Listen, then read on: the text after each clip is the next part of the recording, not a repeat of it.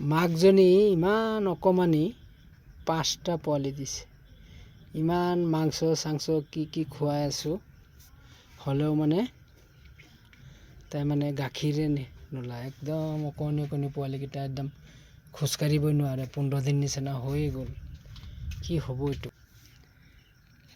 ডক্টৰৰ ঘৰত সেইদিনা গৈছিলোঁ, এই দাৱাইটো আনিছোঁ, এইটো খোৱালে বোলে গাখীৰ দিব। এতিয়া পোৱালিকেইটা অকণমান নাই, খোৱাবই নোৱাৰি, একদম ক্ষীণাই মেলি অৱস্থা নাই। এতিয়া বহি বহি গাখীৰ খুৱাই আছে। আৰু এইটো চকুটোৰ কাৰণে দৱাই আনিছোঁ, দৰৱ চকুত দিয়া। এইটো চকুটো এইটো পানী ওলাই আছে।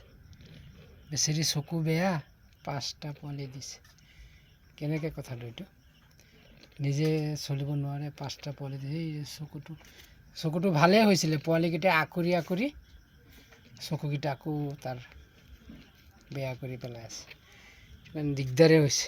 এতিয়া দাৱাইটো খোৱালে গাখীৰ দিব কৈছিলে, বোলে খুৱাব নোৱাৰি। এইটো চকুটো বেয়া বেচেৰি, এটা চকুই ভাল। এইটো কি কৰিম, উপায় নাই আৰু। পোৱালিকেইটা কেনেকৈ ডাঙৰ দীঘল হ'ব।